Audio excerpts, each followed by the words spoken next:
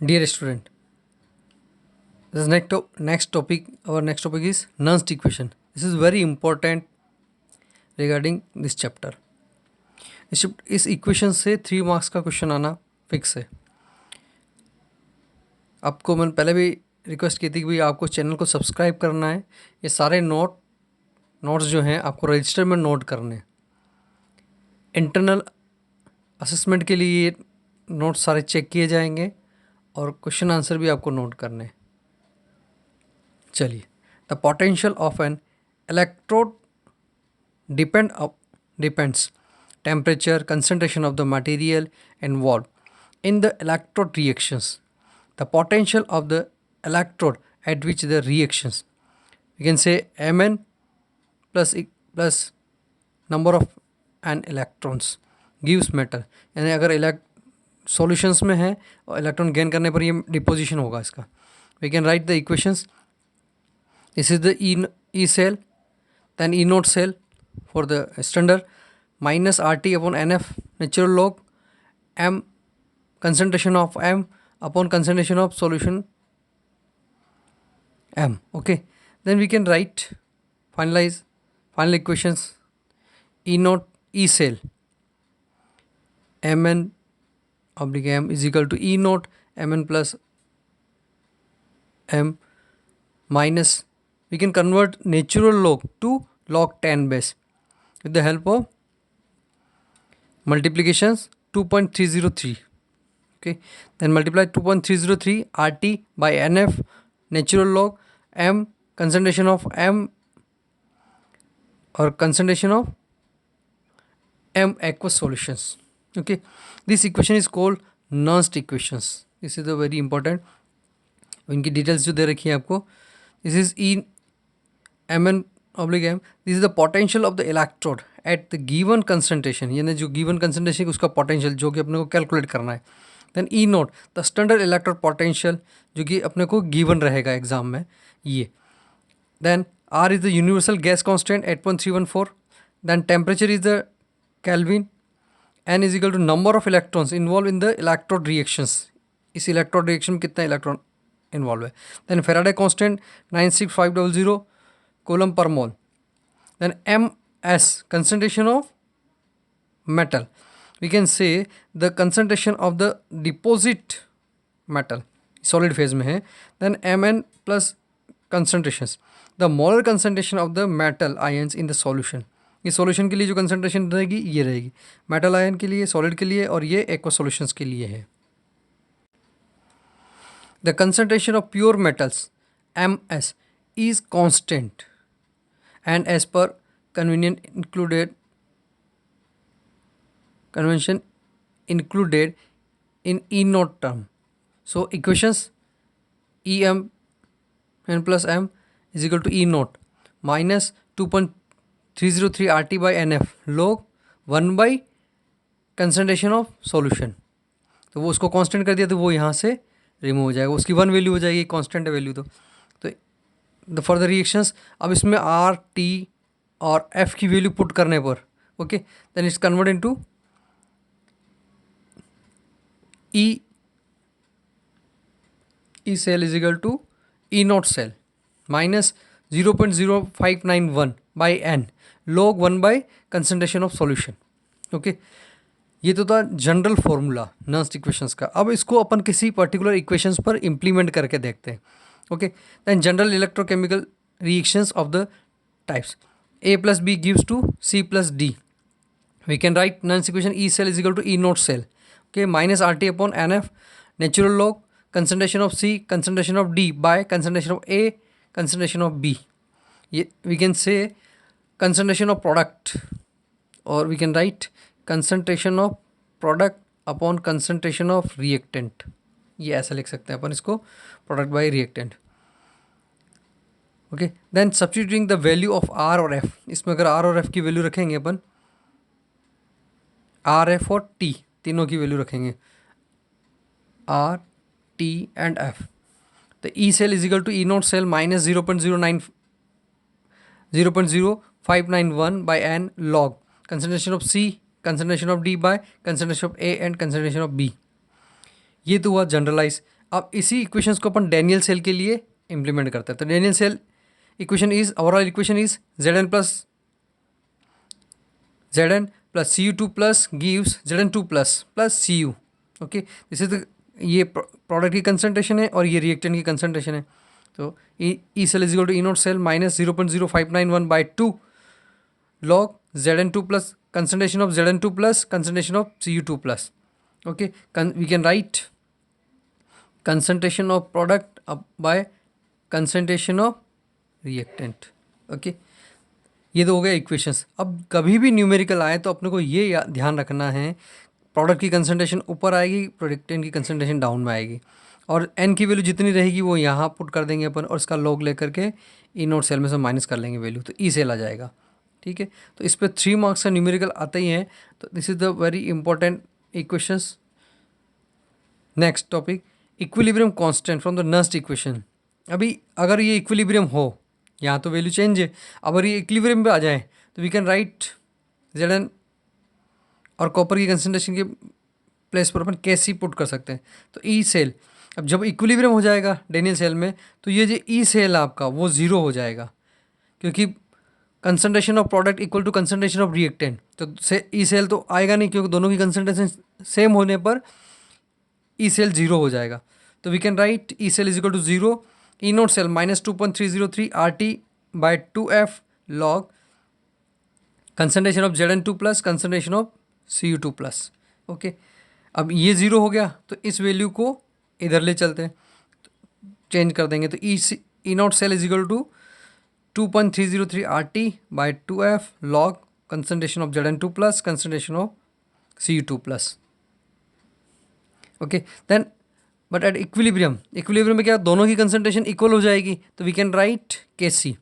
तो E naught cell 2.303 RT/2F log Kc। अब ये पुट कर दिया अपन ने यहाँ पर। अब R, T और F की वैल्यू पुट करेंगे इसमें, और N अपने को पता है ये 2 इलेक्ट्रॉन्स के लिए वैल्यू कैलकुलेट कर रहे हैं। तो E naught cell is equal to 2.303 into value of R 8.314, value of temperature 298 Kelvin, 2 electrons, and value of F 96500 log Kc। अब इसको सोल्व करेंगे तो 0.0591/2 log Kc। E naught cell is equal to, final formula हो जाएगा आपका 0.0591/n log Kc। अब अपने को निकालना है क्या है, लॉग Kc। तो लॉग Kc को इधर ले लो, बाकी वैल्यू को चेंज कर दो, n/0.0591 इंटू ई नोट सेल। ये इस पर भी न्यूमेरिकल आता है, this is also important. Okay, next, EMF and Gibbs free energy। The work done by reversible galvanic cell is equal to decrease in its free energy। Mathematical format, we can write del G is equal to minus NF E cell। Okay, this is the general equations, and for standard conditions we can write del G naught is equal to minus NF E naught cell। Both are standard conditions। For equilibrium constant, we can write del G naught is equal to minus RT natural log Kc। Natural log we can convert log 10 base। Del G naught is equal to minus 2.303 RT log Kc। इस पे भी exam में numerical आता है। अभी अपने पास 3 most important formula निकल के आए, और तीनों में से किसी एक पर 3 मार्क्स का न्यूमेरिकल पक्का है, आना ही आना है। 5 मार्क्स का चैप्टर है, आना ही आना है। मार्क्स में भी बढ़ भी सकते हैं इसके, तो न्यूमेरिकल आना ही आना है। तो इसको अपने को अच्छे से प्रैक्टिस करनी है और फॉर्मूले लर्न होने चाहिए as it is. Next, theoretical portion पर चलेंगे अपन। तो थ्योरेटिकल पोर्शन में अब देखते हैं अपन, कुछ डेफिनेशंस है और कुछ फॉर्मूले हैं। तो उसमें फर्स्ट जो डेफिनेशन है वो रेजिस्टेंस की है। अब ये वर्ड आपने फिजिक्स में भी पढ़ा होगा, वहाँ रेजिस्टेंस अपन वायर और आपके किसी भी मेटलिक उसमें चेक करते हो आप, बट यहाँ केमिस्ट्री में अपन सॉल्यूशन में रेजिस्टेंस चेक करना है अपने को, उसके रेस्पेक्ट में पढ़ना है इसको। It is the property of substance by which it obstruct the flow of electronic current through it.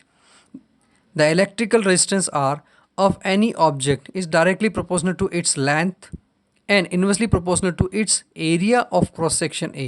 We can write the formula R is equal to L by A। R direct proportional to L by A। तो proportionality we can remove R is equal to rho into L by A. Here rho is the constant of proportionality called specific resistance or resistivity. We can pronounce resistivity. Rho is equal to R into A by L. Okay, next we can define, if condition is there, if L is equal to 1 centimeter and length of wire is equal to 1 centimeter and cross section of area is equal to 1 centimeter square, then in case R is equal to rho, unit rho is equal to R A by L and ohm centimeter square by centimeter. The formula is ohm centimeter या ohm meter in SI unit. In SI unit.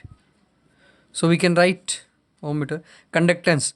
It is the reciprocal of resistance and may be defined as the ease with which the electrical current flow through a conductor. Z is equal to 1 by R. Unit is Siemens. As in SI unit, 1 Siemens is equal to ohm inverse. Next, conductivity, we can write kappa. Pronounce kappa. It is the reciprocal of the resistivity. Okay, resistivity means rho. Kappa is equal to 1 by rho. We can write 1 by R into L by A is equal to Z into 1 by L by A. This is the kappa. If we can define this, if length is equal to 1 centimeter and area of cross section is equal to 1 centimeter square, then kappa is equal to G. Okay, then conductivity of an electrolytes of solution may be defined as the conductance of a solution of 1 centimeter length with the area of cross section equal to 1 centimeter square. So we can write kappa is equal to 1 by rho, 1 by is equal to 1 by ohm centimeters. We can write ohm inverse centimeter inverse, Siemens centimeter inverse, SI unit Siemens meter inverse. Next topic, यहाँ तक तो हो गया definitions. अब यहाँ पर देखते हैं अपन factor affecting of metallic conductance, यानी वो कंडक्टेंस को कौन कौन से फैक्टर अफेक्ट करते हैं. Okay, then factor affecting of metallic conductance. ये मेटल्स की बात कर रहे हैं, फिर अपन सॉल्यूशन की बात करेंगे. तो मेटल का थोड़ा पता रहेगा तो सॉल्यूशन ईजी रहेगा. It is due to the movement of electrons, यानी कंडक्टेंस किसकी वजह से हो रहा है, मूवमेंट ऑफ इलेक्ट्रॉन्स की वजह से. अब it depend on the nature and structure of metals. The number of valence electron per atom, उसके वैलेंस शेल में कितने इलेक्ट्रॉन है उस पर डिपेंड करेगा. Then temperature. तो 3 factors are here. Next, factor affecting electrolytic conductance. अब पहले समझे अपन इलेक्ट्रोलाइट्स होता क्या है. An electrolyte is an substance that dissociate in a solution to produce ions and hence conduct electricity in the dissolved or molten state. Okay, we have example HCl, NaOH, KCl. These are the strong electrolytes. Okay, then CH3, COOH, NH4OH, ammonium hydroxide. These are the weak electrolytes. We have studied weak acid, weak base.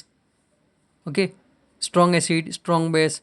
Strong compounds are called strong electrolytes. Weak compound are called weak electrolytes. अब यहाँ पर भी factor है अपने पास. तो factor affecting of the electrolytic conductance. See, first nature of electrolytes, यानी उसके नेचर पर मेन डिपेंडेंस रहेगी, उसका नेचर कैसा है. The lesser the solute interaction, यानी सॉल्यूट के बीच में अगर इंट्रैक्शन लेजर रहेगा तो greater will be the freedom of movement of ions and higher will be the conductance. Second point, solvation of ions. The larger the magnitude of solvent interaction, greater is the extent of solvation and lower will be the electrical conductance. Third point, the nature of solvent and its viscosity. अब इसको यहाँ समझे. Solvent interaction अगर high रहेगा तो viscosity भी क्या रहेगी उसकी, हाई रहेगी. This is the direct proportional. Next, resistance of ions, direct proportional. तो विस्कोसिटी हाई रहेगी तो उसका रेजिस्टेंस भी क्या रहेगा, हाई रहेगा. अगर रेजिस्टेंस हाई रहा तो उसकी कंडक्टिविटी क्या हो जाएगी, इलेक्ट्रिकल कंडक्टिविटी लो हो जाएगी, डिक्रीज हो जाएगी. तो यानी सॉल्वेंट इंट्रैक्शन के इन्वर्सली प्रोपोर्शनल है. तो विस्कोसिटी बढ़ेगी, रेसिस्टिविटी बढ़ेगी तो कंडक्टिविटी क्या हो जाएगी, कम हो जाएगी। नेक्स्ट टेम्परेचर का देखें। अब टेम्परेचर के इन्वर्सली प्रोपोर्शनल क्या है, सोल्यूट सोल्यूट, सॉल्वेंट सॉल्वेंट और सॉल्वेंट सोल्यूट इंट्रैक्शंस, ये इनका जो आपस में इंट्रैक्शंस हैं वो टेम्परेचर के इन्वर्सली प्रोपोर्शनल है। टेम्परेचर बढ़ेगा तो इनका इंट्रैक्शंस कम हो जाएगा। अब इंट्रैक्शन कम हो गया तो मूवमेंट फास्ट होगा, तो we can write direct proportional to electrolytic conductance, यानी टेम्परेचर बढ़ाने पर we can say electrolytic conductance बढ़ती है। आज का टॉपिक यहीं तक रखते हैं। Next, thank you.